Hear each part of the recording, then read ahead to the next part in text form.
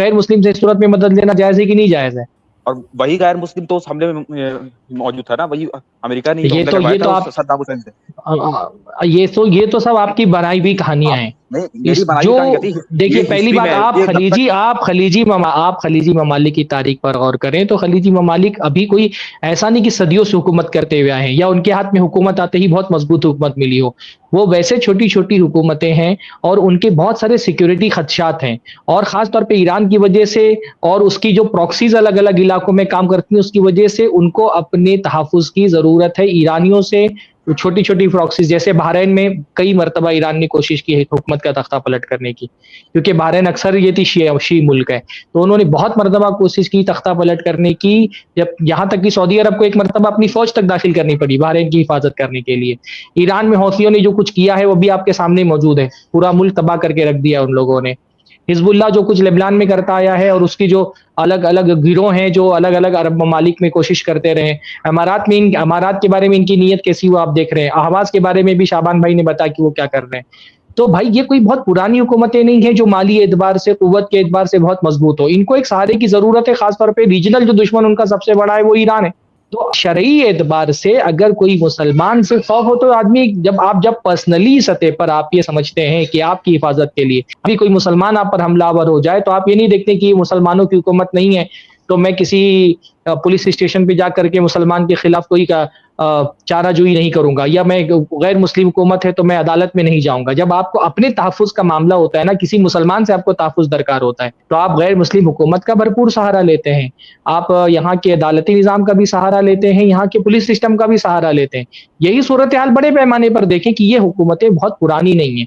इनके पास जब खजाना आया, जब तेल के कुएं दरियाफ्त किए गए तो उनको सिक्योरिटी की जरूरत थी। बरतानिया उस इलाके से निकल गया, उनको सिक्योरिटी की जरूरत थी, और उस वक्त जो बेहतरीन सिक्योरिटी फराम कर सकता था अमेरिका, बाकायदा अहले इल्म से उस मामले में फतवा लिया गया। फतवा लेने के बाद अपने तहफ़्फ़ुज़ के लिए उनसे मदद ली गई, बाकायदा अहले इल्म से। उस दरमियान में जब ये सूरत हाल पेश आई है, बाकायदा फतवा लिया गया। सराबे से जो पर्चा निकलता था तो उसमें एक इंटरव्यू छपा था वही सऊदी अरब के किसी शख्स का, तो उसमें एक सवाल मैंने पढ़ा था कि आपने इस्लामी मुल्कों से क्यों मदद तलब नहीं की, तो उसने जवाब दिया, सबसे पहले हमने इस्लामी ममालिक बल्कि पड़ोस के मुल्क से बात की, लेकिन जब यहाँ से हमको मदद नहीं मिली तब हमने उस तरफ रुख किया। यानी उन लोगों ने इस्लामी ममालिक से भी बात किया लेकिन वहां से उनको सपोर्ट नहीं मिला, फिर उन लोगों ने उस तरफ जाके बात किया। हेलो जी असल अमरीकी जो इत्तेहाद हुआ है ना, आप थोड़ा सा रिसर्च कर रहे हैं। जो ऑपरेशन डेजर्ट शील्ड हुआ था, हम जब सद्दाम ने कुवैत पर हमला करके उसको अपने कब्जे में ले लिया था, असली जो अमरीकी सऊदी इत्तेहाद फौजियों का हुआ वो उसी वजह से हुआ। और इस जंग के दौरान में ही बड़ी तादाद में जो अमेरिका और इत्तेहादी अफवाज थे ना, वो सऊदी अरब में तैनात किए गए। उससे पहले जो तैनाती हुई थी, जो फील्ड बनाए गए थे, क्योंकि सऊदी अरब से जो तेल निकला था अरामको, वो अमेरिका की कंपनी थी जो तेल निकालने का काम, तो क्योंकि तेल वो लोग निकाल रहे थे तो सिक्योरिटी के जो तहफ़्फ़ुज़ात थे वो भी अमेरिका की तरफ से फराहम किए गए। भाई जब तेल निकला तो सऊदी अरब के पास इतना इंफ्रास्ट्रक्चर भी नहीं था कि वो अपना तेल निकाल करके बेच सकते थे। जो कंपनी जिसने उसमें मदद की सऊदी अरब की, वो अरामको थी। और ऐसी सूरत हाल में जब ये जो यानी इराक जंग से पहले जो सूरत हाल थी, सद्दाम से पहले जो सूरत हाल थी, उसमें जो आमतौर पे अड्डे कायम किए गए अमेरिका के, वो मुल्क के तहफ़्फ़ुज़ के, वो ज्यादातर क्योंकि इनका ये जो खजाना निकला था तेल की सूरत में, इसके तहफ़्फ़ुज़ में ये डर था कि कहीं बाहर से कोई हमला होता है, तो ये मुल्क अभी अभी नए नए वजूद में आए थे और कोई इनके पास बाज़ाब्ता कोई अपने आप के तहफ़्फ़ुज़ देने के लिए कोई इनके पास ना फौज अच्छे से थी, ना इनके पास हथियार थे। अपने अमली तौर पे ये मजबूत नहीं थे इतने कि अपनी सिक्योरिटी का इंतजाम खुद कर सकते, तो इनको सहारा लेना था। कहीं अल्लाह ताला ने पैसा दिया तो उन्होंने अपने तहफ़्फ़ुज़ के इंतजामात किए। जी देखिए, आप जितने भी मतलब अरब कंट्रीज है वो मतलब अमेरिका के हाथ का कितने पपेट है, वो मतलब सिर्फ मुसलमान नहीं जानता, वो गैर मुस्लिम ही जानता है। तो पपेट ईरान पपेट नहीं है, ईरान पपेट नहीं, ईरान पपेट नहीं रहा है। अगर पपेट होता तो ईरान अगर पपेट होता तो अब मफादात टकरा रहे हैं, अब मफादात टकरा रहे हैं ना, अब मफादात टकरा रहे हैं। इससे पहले तो इराक में कौन साथ दे रहा था अमेरिका का? ईरान ने साथ नहीं दिया। अफगानिस्तान में साथ नहीं दिया, अफगानिस्तान में साथ नहीं दिया ईरान ने। इन सब जगहों पर कौन साथ दे रहा था? आप ये बताइए ना, जैसे फलस्तीन में अहमदीन, अभी मैं इंशाल्लाह ताला वो वीडियो आपको चलाता हूँ, अभी मैं वो वीडियो चलाता हूँ, अभी मैं वीडियो आपको ला करके दिखाता हूँ जहाँ पे बाकायदा उनके रहनुमाओं के बयान। ये सिर्फ आप लोगों को सिर्फ तकलीफ इसलिए है कि वो अरबी क्यों है, आप लोगों को सिर्फ ये तकलीफ है कि वो अरबी क्यों है, वो हनफी क्यों नहीं है? आप लोगों को सिर्फ ये तकलीफ है। हमारा तो भाई उनके साथ तौहीद का रिश्ता है अल्हम्दुलिल्लाह, हमारा उनसे मोहब्बत हमारी तौहीद की वजह से है। हमारी मोहब्बत की वजह यह है कि वो मौहिद है, साफ साफ ये बात है कि हम उनसे तौहीद की वजह से मोहब्बत करते हैं। अगर उनके अच्छा सरफराज भाई, पाया भी जाता है तो जितना इंसान के अंदर फिस्को फुजूर पाया जाता है उतना से नफरत करेंगे। हमारी उनसे मोहब्बत की वजह तौहीद है जी। सारे अरब तौहीद पे आप मौजूद रहिए, सारे अरब तौहीद पे है भी नहीं।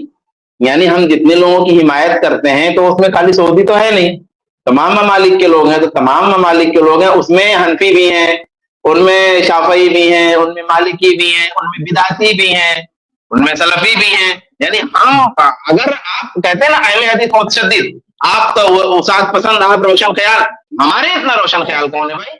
हमारे हम मतलब सारे लोग नहीं है, लेकिन हम सारे अरबों की हिमायत का ध्यान रखते हैं, हम सबको अहले सुन्नत मुसलमान मानते हैं। आप जो है एक राफिजी, अभी सरफराज भाई ने बताया कि भाई शाम में जो पूरी कत्ल हुई, पूरी कत्लगाह बनी, पता नहीं क्यों लोगों को एहसास ही नहीं हो रहा, हम लोग बार बार उसको पेश कर रहे हैं।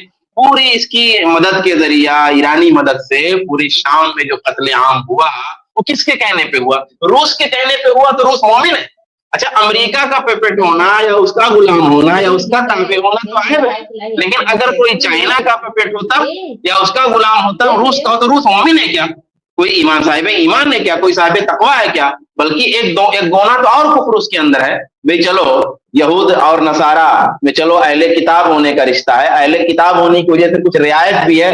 रूस के साथ तो कोई रियायत नहीं है उस तरह की, चाइना के साथ तो वो भी रियायत नहीं है, नसारा के साथ कुछ रियायत है उनकी। चलो कुरान पाक में कुछ उनकी खूबों की हल्की सी तारीफ मिल जाएगी, कुछ छोटी मोटी चीजों की, लेकिन इन लोगों की तो वो भी तारीफ नहीं है। लेकिन इन लोगों के अगर ताबे हैं तो वो काबिल तारीफ है, ईरान है तो वो कुछ भी करे वो दुरुस्त है। फिर वो नमाज़त और नक़्द के दायरे में नहीं आ सकता, वो चाहे जितना खून बहाए, मुसलमानों का चाहे जितना खून बहाए। और फिलिस्तीन की क्या बात करते भाई? फिलिस्तीन के कत्ले आम में अमेरिका और इसराइल के साथ ईरान बराबर का साथी है, और हम इस मौकफ के हामी हैं कि इसने पूरे तौर पे फिलिस्तीन की बर्बादी में अपना पूरा किरदार अदा किया है। तो ये जो आप सरफराज भाई से कह रहे हैं ना कि वो तो अमेरिका का फुला है, ठेका है, भाई ये जो है क्या नाम से, ये फिर क्या है? और दूसरे कि हम जिनकी हिमायत कर रहे हैं वो सब कौन है? वो सब मुख्तलिफ तरह के सुन्नी है।